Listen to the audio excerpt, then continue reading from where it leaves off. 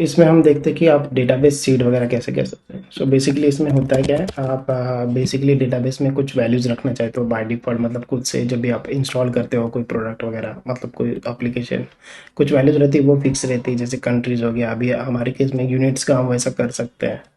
सो वैसे केस में अगर आपको डेटाबेस में सीड करना है, या फिर आप कोई डेटा, मतलब यूजर्स का डेटा है, या आप में एक फर्स्ट सेट ऑफ डेटा हम डेटाबेस में डालना चाहते हो, या फिर बाद में भी आप डेटाबेस में कुछ डेटा पुश करना चाहते हो, तो आप ये यूज़ कर सकते हो। बेसिकली अगर सपोज करो मैं एक सीडर बनाऊंगा, ठीक है।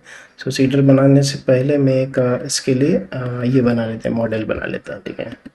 हम बनाते हैं PHP artisan make model unit करके -m, और बेसिकली माइग्रेशन हो गया, कंट्रोलर और रिसोर्स नहीं बनाता हूँ मैं इसके लिए, ठीक है।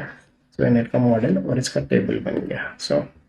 अब रिसोर्स में आते हैं, व्यूज़ में, और यहाँ पे रिसोर्स व्यूज़ में नहीं, डेटाबेस में, माइग्रेशंस में यहाँ पे आते हैं, और इसको हम बनाते हैं टेबल।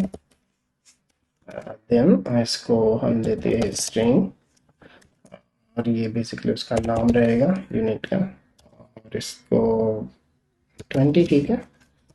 फिर इसके बाद डॉलर टेबल, और स्ट्रिंग डाल के हम और कुछ डाल सकते हैं, बेसिकली स्पेसिफाई कर सकते हैं कि ये किसके रिलेटेड है वगैरह, वैसा रिमार्क डाल सकते हैं, ताकि अभी कभी कभी होता है कि सेम यूनिट्स हो, जैसे कि साइज़ वाले, साइज़ वाले यूनिट्स अगर हमें स्पेसिफाई करना है कि शूज़ का साइज़ है, या फिर कौन सा ये क्लोथिंग का साइज़ है, तो उसके लिए भी हम रिमार्क वगैरह ऐसा ऑप्शन रख सकते हैं। और क्या चीज़ कर सकते हैं, ठीक है, ये उसका नेम रहेगा यूनिट का, और रिमार्क डाल सकते हैं। रिमार्क में हम इसको रिमार्क नॉर्मल जितना, मतलब 256 रहने देते हैं इसको इतने में, या फिर आइडेंटिफायर करके डाल सकते हैं, मतलब कोई दिक्कत नहीं। अभी के लिए मैं इतना करके इसको सेव कर लेता हूँ, नेम और रिमार्क ये रहेगा इसमें, ठीक है।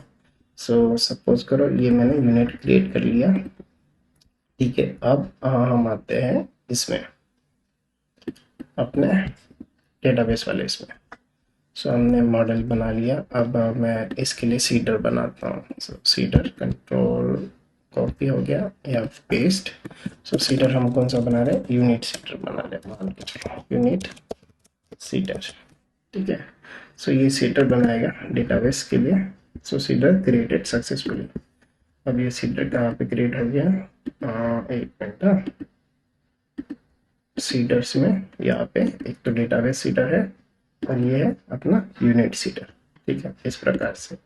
अब इसके बाद अगर हम सीडर में आते हैं, सीडर में हम कैसे डेटा ऐड करना है, तो ये वाला ऑप्शन है। मैं इसको कॉपी कर लेता हूँ, और इसको अपने इसमें डाल देते हैं। डीबी टेबल अपना क्या रहेगा, यूनिट्स रहेगा, इंसर्ट रहेगा, नेम में रैंडमली नहीं, अभी हम कुछ स्पेसिफिक डेटा डालते हैं, बेसिकली केजी, ठीक है। और इसको हम रिमार्क लिखते हैं, सॉरी रिमार्क।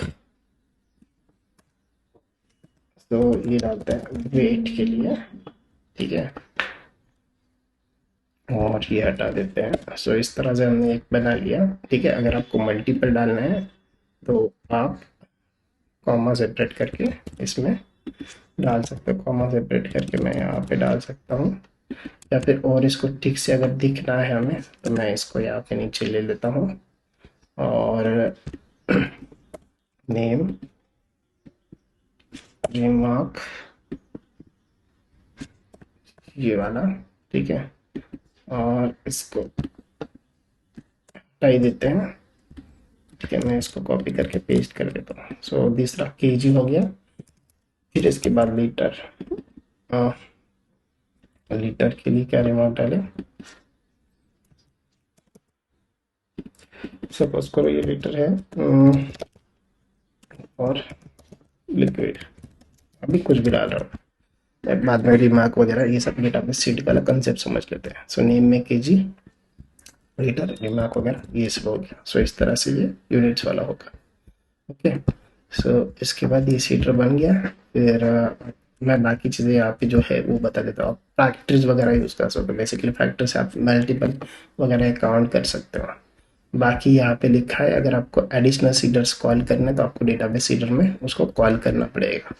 सो हमारा जो यूज़र जो क्लास है ये वाला क्लास, हम इसको डेटाबेस सीडर में डाल देते हैं यहाँ पे। सो अपना सीडर है unit cedar, unit cedar class हम यहाँ से कॉल करेंगे। कॉमा नहीं चाहिए शायद, नहीं हमें कॉल वाला फंक्शन यहाँ पे लिखना पड़ेगा, ऐसे नहीं होगा। फंक्शन रन में ये वाला मैंने कॉपी कर लिया, ठीक है। अच्छा ये रन में ही तो है, दिस डॉट कॉल, और यहाँ पे आते हैं, यहाँ पे डालते हैं यूनिट सीडर, सेव किया मैंने, ठीक है। सो ये कॉल हो जाएगा यूनिट सीडर में, ये सारी चीज़ें हो जाएगी। अब देखते हैं हमने जो किया वो सही है कि नहीं। बाकी ठीक है। सो इस तरह से हमने ये कर लिया है। बेसिकली सबसे पहले तो डेटाबेस वहाँ पे होना चाहिए, तो मैं आपको दिखा देता हूँ कंट्रोल टर्मिनल में। सो ये ERP वाला, सो बेसिकली यहाँ पे हम अभी एक टेबल क्रिएट करेंगे। सो PHP आर्टिसन माइग्रेट, तो ये माइग्रेट हो गया यूनिट्स वाला टेबल। सो अगर मैं यहाँ पे रिफ्रेश करता हूँ तो यूनिट्स वाला टेबल यहाँ पे आ गया, ठीक है। अब हमें इसमें डेटाबेस सीड करना है। सो इसके लिए हमें क्या करना पड़ेगा, उसको कॉल करना पड़ेगा। उसको कॉल करने के लिए यहाँ पे आपको कमांड मिल जाएगा PHP artisan DB seed forcing करने के लिए। नॉर्मल अगर PHP artisan DB seed use करेंगे तो ऐसे काम करेगा। अब हमने डेटाबेस में डाला है तो ये वाला चल जाएगा, अगर नहीं डालते तो हम ऐसे पर्टिकुलर क्लास भी डाल सकते हैं। सो ये वाला, सो अभी हम करते हैं, यहाँ पे आते हैं, यहाँ पे करते हैं पेस्ट। अब देखते हैं ये वर्क करता है कि नहीं। सो यहाँ पे कुछ तो दिक्कत दे रहा है, ये क्या बोल रहा है, error seeders DB not found. So basically DB वाला हमें वहाँ पे डालना पड़ेगा, जो फसाड या क्या बोलते हैं उसको, फसाड है, ठीक है। ये वाला फसाड मैंने यहाँ से कॉपी कर लिया और हम आते हैं डेटाबेस यूनिट सीडर में, ठीक है। यूनिट सीडर में यहाँ पे डाल दिया मैंने इसको DB। अब देखते हैं फिर से रन करके। सो अब ये डेटाबेस यूनिट सीडर सीडेड हो गया। सो अभी देखते हैं ये वैल्यूज यहाँ पे आएगी कि नहीं।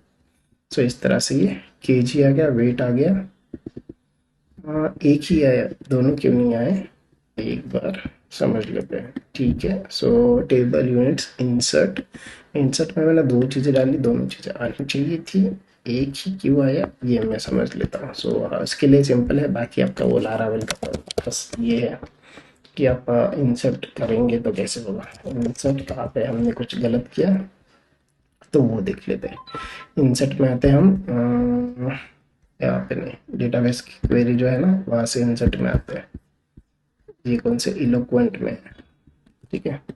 सो इंसर्ट, इंसर्ट स्टेटस में आते हैं। इंसर्ट में देखो हम इस तरह से एक इंसर्ट कर सकते हैं, मल्टीपल इंसर्ट अगर करना है तो ये वाला, बेसिकली हमने मल्टीपल इंसर्ट करने के लिए भी यहाँ पे एक बिगर अरे चाहिए मुझे, ये वाला, इसको